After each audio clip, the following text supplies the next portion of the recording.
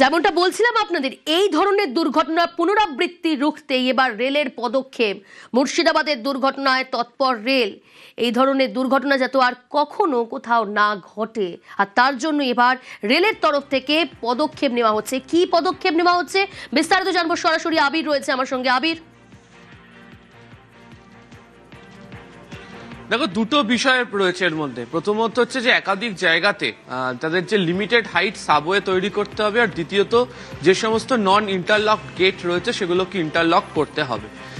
রেলের পূর্ব রেলের সূত্রে যেটা খবর, যে তারা দীর্ঘদিন ধরে একাধিক জায়গাকে তারা চিহ্নিত করেছিল তারা সাবওয়ে তৈরি করার জন্য, এবং যদি সাবওয়ে তৈরি করা যেত তাহলে লেভেল ক্রসিংগুলোকে সম্পূর্ণভাবে বন্ধ করতে পারা যায়। কিন্তু নানা কারণে জমি জটিলতা, জমি না পাওয়া, বহু জায়গাতে রেল নিজে জমি দিয়েছে কিন্তু সেখানে কাজ করতে গেলে যে ট্রাফিকের যে অনুমতি তা না পাওয়া, যে কারণে তাদেরকে বিস্তর সমস্যার সম্মুখীন হতে হয়। ফলে সে অর্থে দাঁড়িয়ে তাদের বক্তব্য ছিল যে রাজ্য সরকারের কাছ থেকে পূর্ণ সহযোগিতা চাই, যে রাজ্য সরকার তাদেরকে এই জমি সংক্রান্ত অসুবিধা দূর করবে, এবং একই সঙ্গে হচ্ছে ওই সমস্ত জায়গাগুলিতে লিমিটেড হাইট সাবওয়ে তৈরি করার জন্য যে ট্রাফিক ডাইভার্সনের যে অনুমতি, সেই অনুমতি তাদেরকে দেওয়া হবে যাতে তারা কাজ করতে পারে। তো পূর্ব রেল সূত্রের খবর, রাজ্য সরকারের সঙ্গে তাদের বৈঠকে এই বিষয়ে সিদ্ধান্ত হয়েছে, এবং রাজ্যের কাছে প্রয়োজনীয় যে সমস্ত সাবওয়েগুলো তৈরি করতে হবে সেই জায়গাগুলোতে কাজ করার জন্য অনুমতি তারা ইতিমধ্যেই পেয়ে গিয়েছেন। দ্বিতীয়ত হচ্ছে যে পূর্ব রেলের নিয়ন্ত্রণে হাওড়া, শিয়ালদা, আসানসোল, মালদার মতো 4টে ডিভিশন রয়েছে।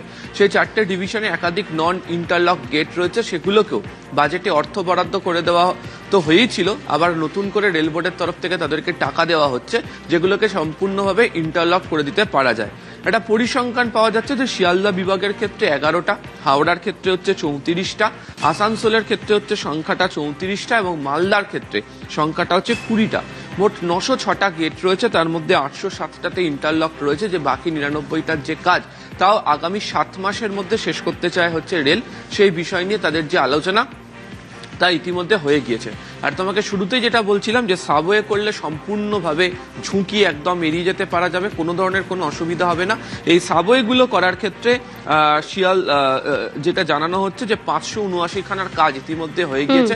এখনো পর্যন্ত প্রায় আরো 100র কাছাকাছি তারা কাজ করবে, এবং তার মধ্যে অধিকাংশ জায়গার জন্য রাজ্য সরকারের তরফ থেকে তাদের যে জমি ইতিমধ্যেই তাদেরকে দিয়ে দেওয়া হচ্ছে বলে সহযোগিতার আশ্বাস ইতিমধ্যেই দিয়ে দেওয়া হয়েছে। ওকে আবির।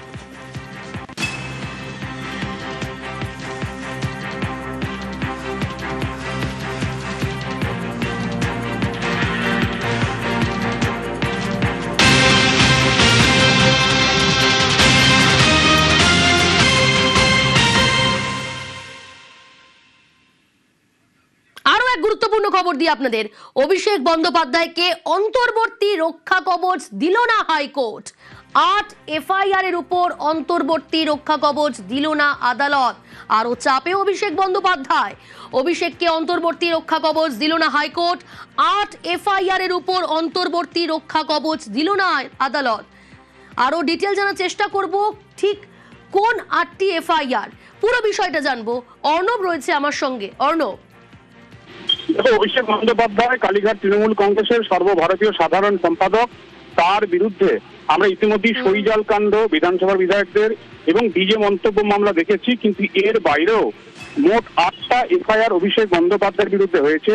সেটা ডায়মন্ড হারবার থানা, সেটা বিষ্ণুপুর থানা, সেটা শিলিগুড়ি পুলিশ কমিশনারেট, এছাড়াও একাধিক থানা সরাসরি প্রত্যক্ষভাবে FIR main accused Abhishek Bandyopadhyay.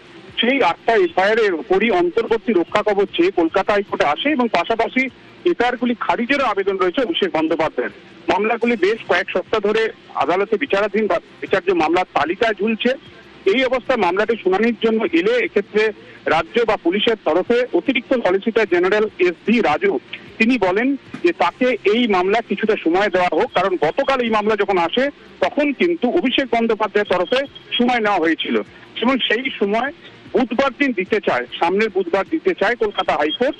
এই সময়টি কপিল সিব্বল সিনিয়র অ্যাডভোকেট অভিষেক বন্দ্যোপাধ্যায়ের আইনজীবী তিনি জানান যে 8টা এফআইআর অভিষেক বন্দ্যোপাধ্যায়ের বিরুদ্ধে মামলা করার সময় ছিল, যার এই মুহূর্তে 11 সংখ্যা ছাড়িয়েছে, অর্থাৎ সরাসরি এফআইআর অ্যাকিউজ অভিষেক বন্দ্যোপাধ্যায় রাজ্যে 11টি এফআইআর উপরে। কাজেই যত দিন যাচ্ছে এফআইআর সংখ্যা বাড়ছে, কাজেই তাকে অন্তত রক্ষা কবচ দিক একটা কলকাতা হাইকোর্ট, মামলার দিন পিছলেও তাতে তাদের কোনো আপত্তি নেই। এর তীব্র বিরোধিতা করে রাজ্য বা পুলিশের তরফে অতিরিক্ত সলিসিটর জেনারেল, এবং তিনি জানান কিভাবে এই যে 8টি এফআইআর রয়েছে তার প্রত্যেকটির অভিযোগের গুরুত্ব আলাদা, অভিযোগের ধরন আলাদা। একটি মামলার প্রেক্ষিতে কিভাবে সম্ভব কলকাতা হাইকোর্ট উভয় পক্ষের একটা সওয়াল জবাব না করে কি করে একটা ব্ল্যাঙ্কেট অন্তর্বর্তী রক্ষা কবচ অভিষেক বন্দ্যোপাধ্যায়কে দিয়ে দেবে কলকাতা হাইকোর্ট। এবং এর পাশাপাশি কপিল সিব্বল পাল্টা সেই সময় শুভেন্দু অধিকারী 2021 সালে করা তার যে মামলা কলকাতা হাইকোর্টে, সেই তৎকালীন বিচারপতি রাজাশেখর মান্তার বেঞ্চের নাম না করে তার 17টি এফআইআর উপর কি করে অন্তর্বর্তী রক্ষা কবচ হাইকোর্ট দিয়েছিল সেই প্রসঙ্গে টানা হয়। এবং শেষমেশ বিচারপতি সৌগত ভট্টাচার্য জানান যেহেতু সময় চাওয়া হচ্ছে এবং বিষয়টি উভয় তরফই সম্পূর্ণ একটা শুনানির প্রয়োজন রয়েছে, তাই কোনো শুনানি ছাড়া একতরফা অন্তর্বর্তী রক্ষা কবচ এই মুহূর্তে অভিষেক বন্দ্যোপাধ্যায়কে দিচ্ছে না আদালত। আগামী বৃহস্পতিবার 30শে জুলাই এই মামলা শুনানির জন্য আসবে। তবে এই সময়কালের মধ্যে যদি অভিষেক বন্দ্যোপাধ্যায়ের বিরুদ্ধে কোনো কড়া পদক্ষেপ গ্রেপ্তারের করার মতো কোনো পদক্ষেপ পুলিশ নিয়ে থাকে, সেক্ষেত্রে তারা আদালতের নজরে আনতে পারেন, অন্তত অভিষেকের আইনজীবীরা আনতে পারেন। এই পরামর্শ বা প্রস্তাবটুকু দিয়েছে কলকাতা হাইকোর্ট। কাজে সব মিলে অভিষেকের বিরুদ্ধে 11 এফআইআর, অভিষেকের বিরুদ্ধে এফআইআর বেড়ে 11, পরোক্ষভাবে একাধিক এফআইআরে অভিষেকের নাম, আর সেই এফআইআর গুলি হাইকোর্টের বিবেচনায় আসেনি, এমনই মন্তব্য কপিল সিব্বলের।